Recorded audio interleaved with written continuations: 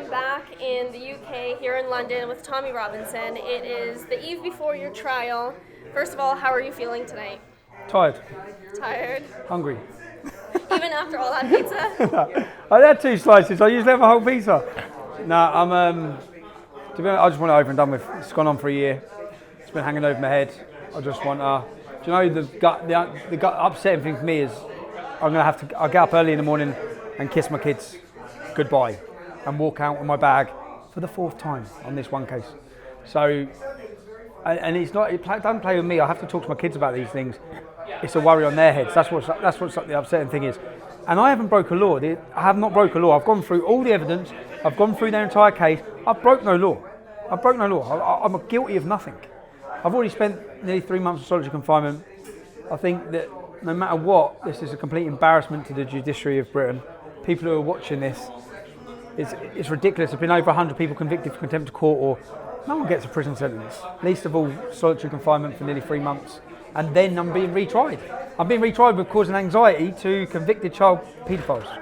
For causing, the perceived chance that I caused them anxiety. So this is probably the longest contempt of court case in history. What do you think is motivating? Is this politically motivated? Is it to or they want to shut you up, put you in prison? Are they trying to drain your money? Where do you think this is coming from? I think it's to weigh you down. And it does work, and it works. To hang over you, to try and mess with you mentally, to just drain you. And financially, £30,000. This is costing Thursday and Friday. We've spent over £100,000 in this case. If I lose, I got told yesterday I'm going to be charged £31,000 costs. So, and essentially, whilst I'm trying to concentrate on this case or getting prepared for this case and constantly hang over your head, I'm not fighting or creating the work I want to. I'm not highlighting the issues I want to. So your time is consumed. It works. They know what they're doing. But yeah. And so to clarify, because you did tell me earlier, so if you are found innocent, you have to pay. If I'm found guilty, so if I'm convicted, I have to pay all of their legal costs, right. £31,000. If I'm found innocent, if I'm found not guilty, then they have to pay mine. Now, I'm not guilty. My solicitors, everyone's saying it, like they're confident. But will a judge at the Old Bailey let me walk out of court and prove to the world that I was a political prisoner? Not just a political prisoner, that I was kidnapped off the streets of the UK and suffered mental torture for talking about issues the government wished to suppress. So are they going to tell the world that? I don't think so. I think the judge will find any technicality to find me guilty. All this is about, I believe, and the reason, I think they're in a bit of a catch-22 because they knew they messed up. Once I was released, the whole world was shown that I shouldn't have been in jail. This is them. I think they're going to get me before the judge, convict me to say we were right to do what we did. That's what I think this is about. I believe the whole system's corrupt. I think the judge has an opportunity to restore people's faith because many in the British public have completely lost faith in the judiciary system over this case. 700,000 people signed a petition over this case. If they want to restore people's faith in the judiciary system, then the judge should acquit me of all charges. Should have acquitted me a long time ago. The fact I'm even having to go back to court. I'm at the Old Bailey. The Old Bailey is the court in Britain only deals with murders. Yeah. I'm there in a civil contempt for going like this and reading BBC News website. That's what I'm at the Old Bailey for. And so this case, it seems like everyone should be outraged. This is for freedom of speech, for journalists' rights. Why do you think, or what is this going to mean if you are found guilty? What is this going to mean not only for you and your family, but for the press? Press freedom's on trial tomorrow, not me. So the press need to understand that.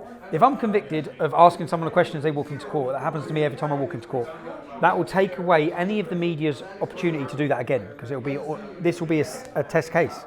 If I'm convicted for taking a picture of those men as they walked into court, it means no journalist can take pictures again walking into court.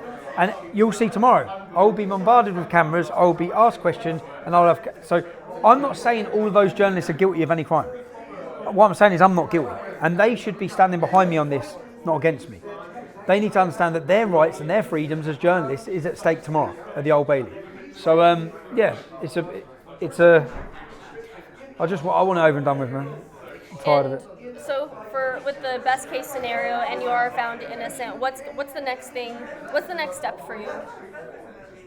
So if I'm found innocent, if I'm found not guilty, it proves everything. It doesn't just prove everything. I want someone to pay for. It's a weird. I know it sounds stupid. I spent 10 weeks in solitary confinement, 23 and a half hours a day. I saw no one. They opened my door once a day, and I walked into a cage opposite to walk around for 30 minutes. They then opened the door. I walked back in. I spoke to no one. Now that messed with me. Well, I come out an absolute mess, which seems so weak and pathetic. Yeah, it's a weird thing because you think people get post-traumatic stress disorder from war zones, yeah, not being sitting in a room, yeah.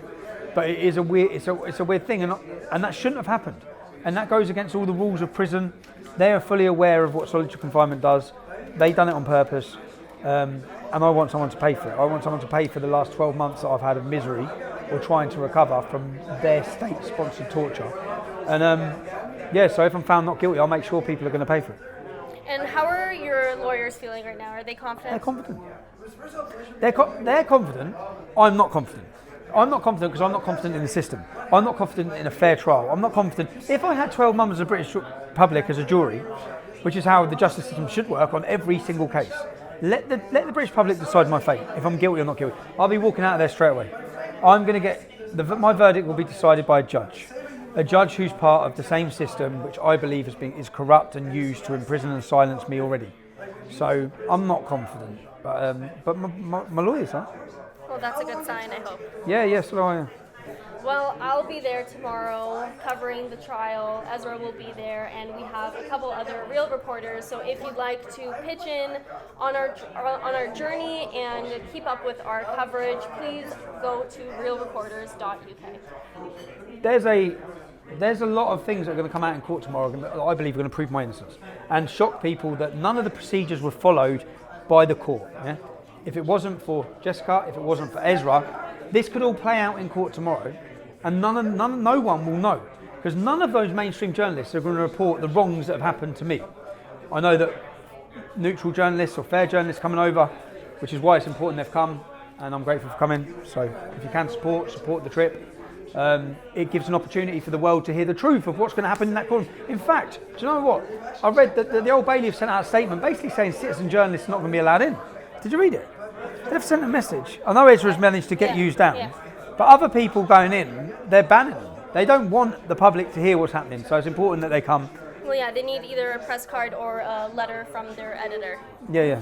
And they have to be an accredited. What does an accredited news source mean?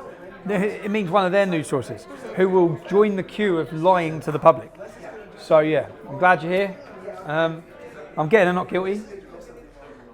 And if I don't, join the Free Tommy movement. Great. Thank you, Tommy, and good luck. Thank you. Cheers.